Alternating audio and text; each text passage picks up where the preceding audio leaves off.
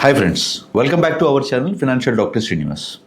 ఈరోజు కామన్ డిస్కషన్లో మా కొలీగ్ నేను మాట్లాడుకుంటూ ఎస్ఐపి, ఎస్డబ్ల్యూపి ఈ రెండిట్లో డిఫరెన్స్ ఏంటండి? ఎస్ఐపి చేస్తున్నాం ప్రజెంట్, మీ సజెషన్స్ అన్నీ తీసుకొని ఎస్ఐపి చేస్తున్నాము. కానీ రేపు రిటైర్మెంట్ తీసుకున్న తర్వాత ఇది ఆపేస్తే ఎస్డబ్ల్యూపి ఆటోమేటిక్గా స్టార్ట్ అయిపోతుందా? లేదంటే నేను యాప్లో చూశాను ఎస్డబ్ల్యూపి అనే ఒక ఆప్షన్ ఉంది, అది క్లిక్ చేసేస్తే ఆటోమేటిక్గా స్టార్ట్ అయిపోతుందా అని చెప్పాను. సో ఇది చాలామందికి ఉంది కన్ఫ్యూజన్. ఎస్డబ్ల్యూపీ అంటే మనం చేసేది ఆపేసి ఎస్డబ్ల్యూపీ కన్వర్ట్ అయిపోతే మనం శాలరీ వచ్చినట్టు మనీ వచ్చేస్తాయి. ఈ కన్ఫ్యూజన్ చాలామందికి ఉంది, కానీ యాక్చువల్గా అది కరెక్ట్ వే కాదు. సో ఈరోజు మీకు అసలు ఎస్ఐపి అంటే ఏంటి, ఎస్ఐపి ఎలా చేస్తాము, ఎప్పుడు చేస్తాము, ఎస్డబ్ల్యూపీ అంటే ఏంటి, అది ఎప్పుడు స్టార్ట్ చేయాలి, ఎలా స్టార్ట్ చేయాలి, వీటన్నిటి గురించి ఒక క్లారిటీ ఇవ్వడానికి ట్రై చేస్తాను ఈ వీడియో కంప్లీట్గా చూడండి. ఫస్ట్ ఎస్ఐపి అంటే ఏంటో చూద్దాం. ఎస్ఐపి అంటే సిస్టమాటిక్ ఇన్వెస్ట్మెంట్ ప్లాన్. సో దీంట్లో ఏంటి, మనం వెల్త్ క్రియేట్ చేయడానికి దీన్ని ఒక టూల్లా వాడుకుంటాం.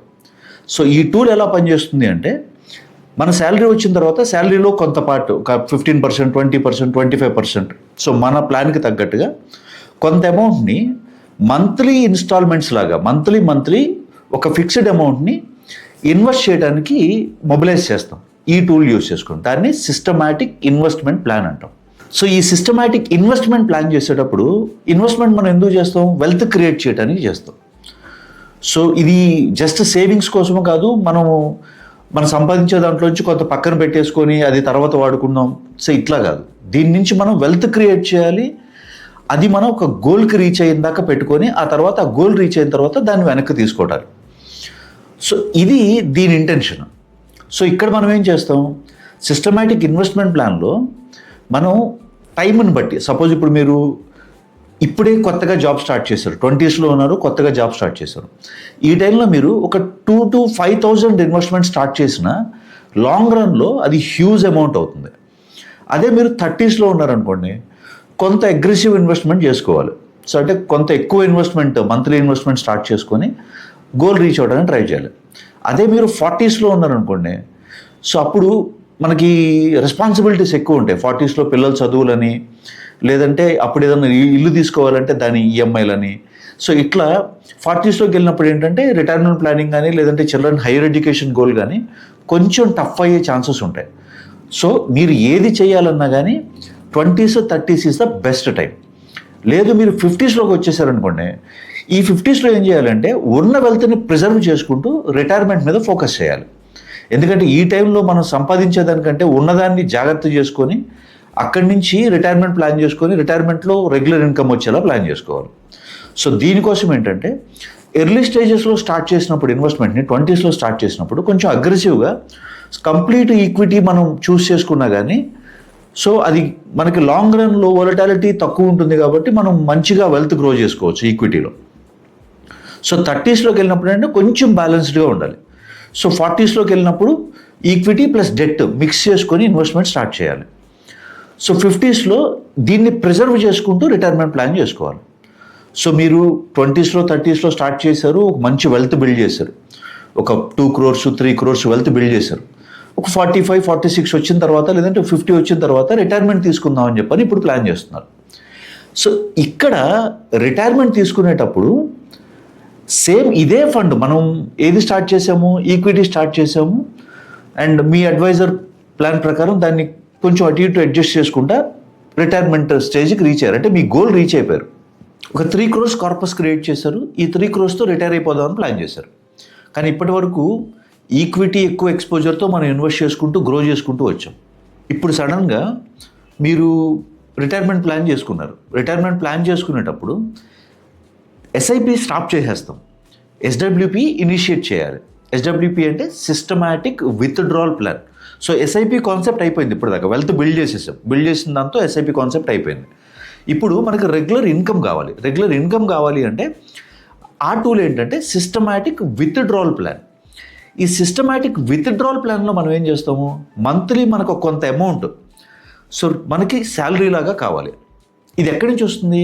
మనం ఇప్పుడు దాకా ఏదైతే సేవ్ చేసి దాన్ని ఇన్వెస్ట్ చేసి గ్రో చేసామో వెల్త్, దీని నుంచే మనం శాలరీ లాగా తీసుకోవాలి. సో దానికి ఈ టూల్ పనికొస్తుంది అనమాట, సిస్టమాటిక్ విత్డ్రావల్ ప్లాన్. కానీ ఏ ఫండ్లో ఉంచాలి? మనం ఇప్పుడు దాకా ఉంచిన ఈక్విటీ ఫండ్లోనే ఉంచామనుకోండి సిస్టమాటిక్ విత్డ్రావల్ ప్లాన్లో, ఇక్కడ నేను ఇందాకేం చెప్పాను, ఏజ్, మనం రిటైర్మెంట్ ఏజ్కి వచ్చేసరికి వెల్త్ ప్రిజర్వేషన్ చాలా ఇంపార్టెంట్.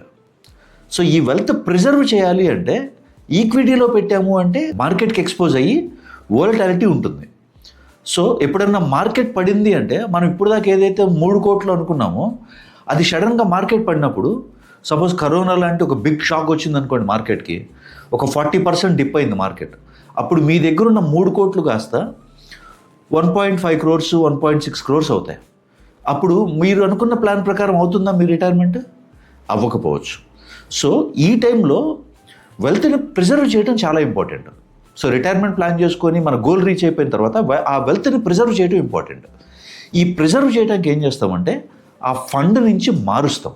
ఆ ఫండ్ నుంచి మార్చి డెట్ ఫండ్లో కానీ లేదంటే హైబ్రిడ్ ఫండ్స్లో కానీ పెట్టుకొని దాని నుంచి మనం ఇన్కమ్ లాగా మనీ జనరేట్ చేసుకుంటాం.